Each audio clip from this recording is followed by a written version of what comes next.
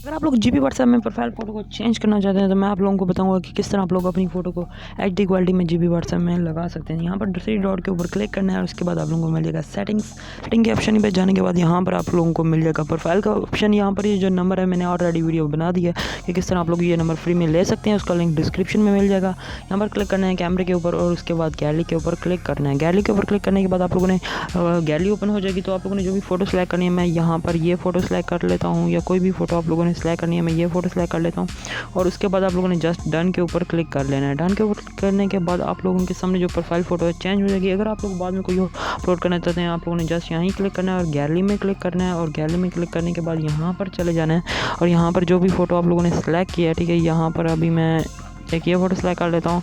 मैंने सेलेक्ट किया, उसके बाद इसको एडजस्ट कर लेना है, उसके बाद डन के ऊपर क्लिक करना है और आप लोगों की जो प्रोफाइल फ़ोटो है वो चेंज हो जाएगी। इस तरह इजीली आप लोग कैसे भी अपनी प्रोफाइल फ़ोटो को चेंज कर सकते हैं। उम्मीद करते हैं टेक्निकल 5G की वीडियो अच्छी लगे। Like share and subscribe. Have a nice day. Good bye. Thanks for watching.